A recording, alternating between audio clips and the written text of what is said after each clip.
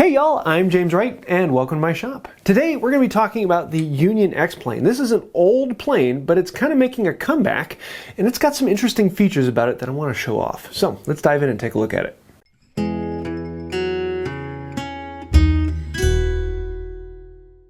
So these are the Union X planes. I have their number 3 and their number 4. These have been loaned to me by a friend of the channel, so we can take a look at them today. I'm not going to go into the history of them that much. If you want to see that, I'll leave links to that down below.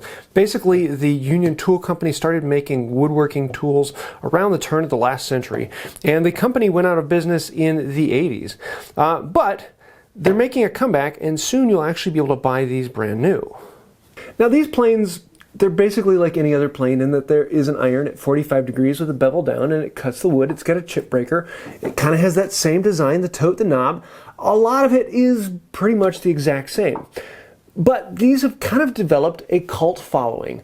People that really love collecting these, but also using them because they have some innovative features that you just don't find on other planes.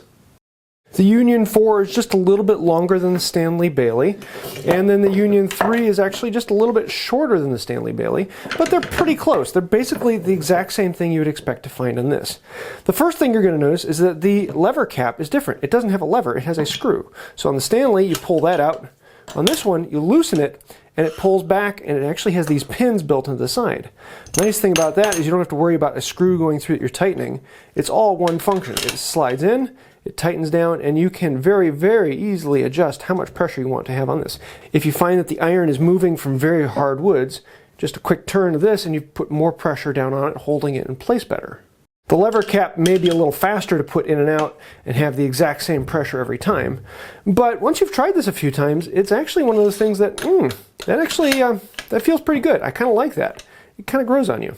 The next thing you're going to see is when you pull it off, the chip breaker and the iron look very similar, except for the adjustment hole is way down here, whereas on Stanley Bailey's it's way up here because they have to have the hole for the screw to go through. What that does is it makes the lateral adjustment a little bit easier. Because that pin going through there is the fulcrum that it turns on, now you actually have a longer throw, so you can make a finer adjustment side to side because the fulcrum is lower. Because up here the fulcrum is right next to the movement, any little movement on this is going to really make this go a long distance. Whereas on this one, there's a long distance between these, so you actually have to do a decent amount of movement in order to make this move, making it a little bit finer of adjustment. When you look at the irons, the original Union irons are actually a little bit thicker. They're a full 1/10 of an inch, actually just a little over a 1/10 of an inch, whereas the Stanley Bailey Sweethearts are actually around 8/100ths, so they're relatively thicker in comparison to what they had in the time.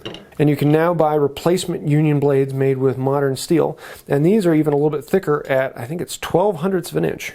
You'll also notice that the Union has the hole for the screw back here at the back of the iron, rather than on the Stanleys, it's right here up at the front. And the nice thing about that is when you put it in, your blade is a long way away from the chip breaker, so you can rotate it in without any fear of hitting your chip breaker. Okay, let's move back over to the plane, and there's a few differences here. On the lateral adjuster, on this one, the fulcrum is down here, and then the moving arm is up here, whereas on the Stanley, the fulcrum is above the moving arm. So on this one, if I move the arm this way, it's going to kick the iron that way.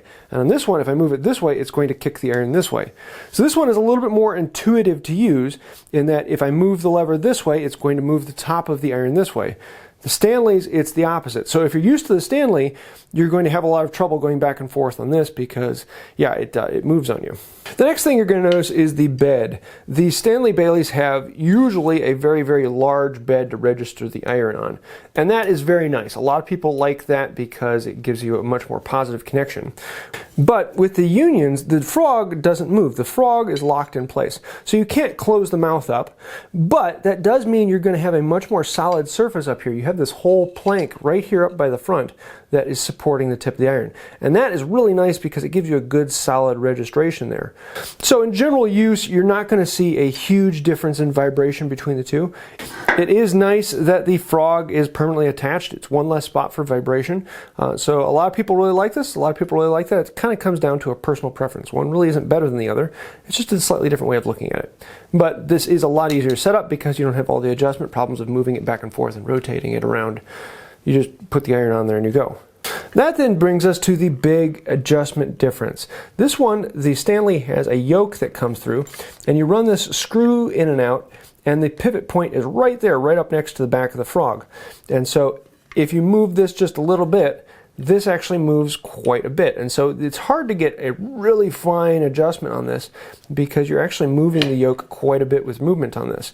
It can be tuned in, and some with the bigger knobs make it a little bit easier, but it's a little bit more fiddly. Whereas on the X-Plane, the yoke is much, much longer.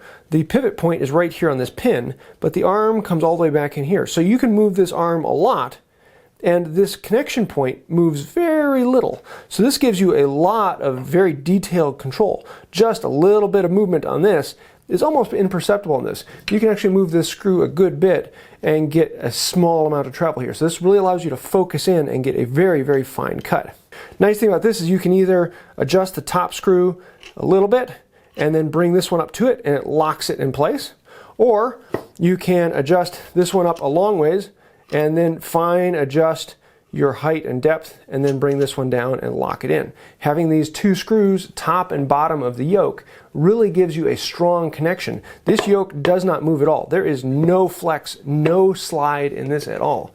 Whereas on this, the yoke is always this little rattly, shaky thing, and there's always a little bit of play back and forth. On the X-Plane, there is no play at all. This depth adjuster is solid. So with all that being said, let's take this thing for a test drive. I have it set up right now to take a relatively heavy shaving. This is not a finishing shaving. This shaving is a full 1/100 of an inch.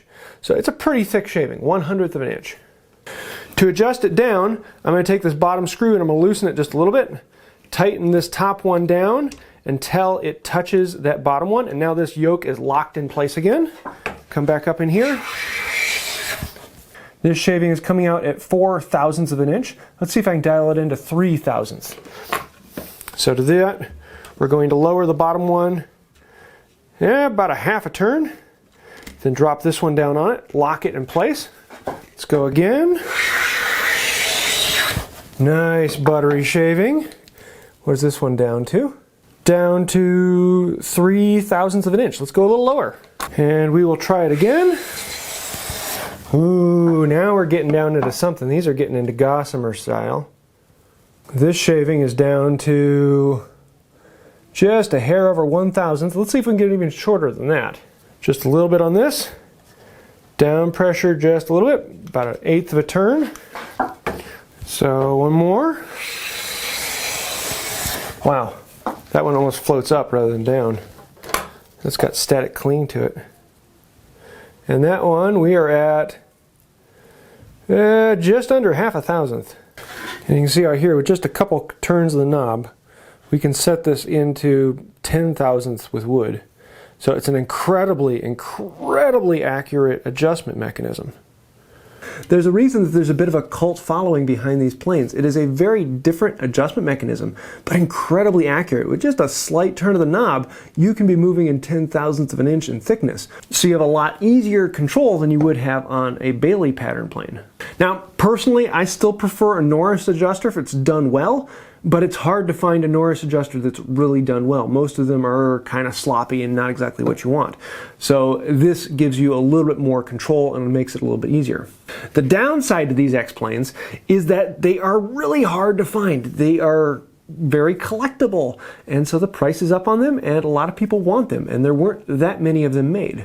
But the cool part is the Union Manufacturing Company is now back in business. The patents were just purchased, and now you can not only buy the replacement irons, but soon you will actually be able to buy brand new Union planes, all set up and all perfectly tuned and amazing and ready to go. So I'm really looking forward to actually getting my hand on a couple of them and putting them in my regular use. I'll leave a link to the company down below. I'm not actually connected or affiliated with them in any way. The planes aren't actually out yet. They will be very soon. He's working on the castings for the first ones, and I'm really looking forward to getting them in there. I've been wanting to show these off for a while, and I'm really happy that I finally have the chance to do it. It is a very interesting plane. It's kind of a fun, functional setup that is, well, slightly different, but at the same time, very similar. So if you're used to using a Bailey pattern plane, you can still pick up one of these and go to town. You just have to remember the lever goes the other way, but you can get really good control. If you do ever come across one of these, pick them up. They are a great plane, and they do hold their value very well. So if you do have one and you need to get rid of it in the future, you can probably get your money back out of it because it's a good plane that it will become a good user, as well as a good collectible you can show off. I want to say a huge thank you to Brent Jarvis for loaning me these. It's kind of fun to play with them, and I'll be sad to send them back, but they should be under you in a little while here. If you think there was something I missed on this, something that's a little bit different, or something I didn't talk about, let me know in the comments down below. I'd love to read those. Also, I want to say a huge thank you to the patrons on Patreon, members here on the channel, people who've clicked that join button and helped support this channel. Thank you. I cannot say that enough because you really are the reason why this channel keeps going. So thank you for that. If you do want to find out more about that, there's links to Patreon down below, or you can click the join button. And if you do ever meet anyone scrolling over on the side, tell them thank you. They're the ones keeping the lights on. So I think that'll about do it for now. And until next time, have a wonderful day. And just so you know, this is indeed the plane that Xavier Institute used in their shop class.